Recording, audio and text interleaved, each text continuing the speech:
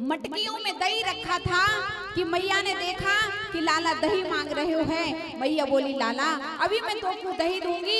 इतने में क्या देखा कि चूल्हे से दूध जो था वो बाहर उफन के जाने लगा।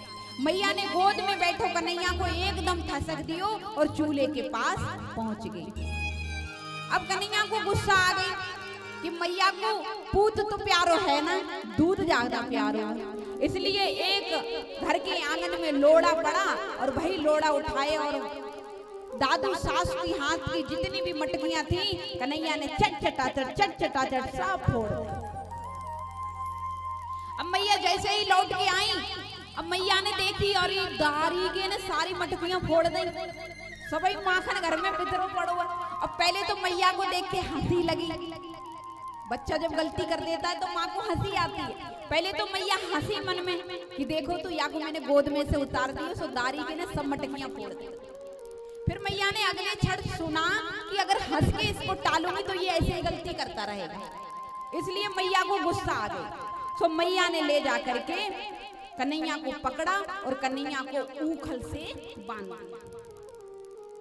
जब एक बार ऊखल से बांधा तो ऊखल से, क्योंकि ऊखल पे ही चढ़ के उसने मटकी को फोड़ा, तो भगवान की शरारत को देखकर मैया ने ऊखल से ही बांधा।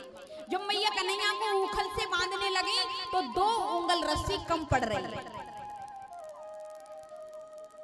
2 उंगल के रूप में एक रस्सी का नाम है ममता और दूसरी रस्सी का नाम है ऐश्वर्य। ममता नाम की रस्सी कहती है मैं गोविंद को बंधने नहीं दूंगी। ऐश्वर्य राम की रस्सी कहती है अरे कन्हैया को क्यों बंधने दूंगी, जो संसार को बांधता है आज साक्षात मैं अपने बंधन में उसको बांधूंगी। 2 उंगल रस्सी एकदम कम पड़ती जा रही है। कन्हैया ने देखा मैया बुढ़ापे में पसीना पसीना हो गई है। बांधते बांधते जो ही रस्सी लावे जोड़े सोई कम पड़ जाए, जो ही लावे जोड़े कम पड़ जाए। गोविंद समझ गए मैया परेशान हो जाएगी। सो मैया ने एकदम देख करके रस्सी को आदेश दिया कि मुझे बंध जाने दो। तुरंत मैया ने ले करके ऊखल से बांध दिया और मैया घर के काम काज में लग गई।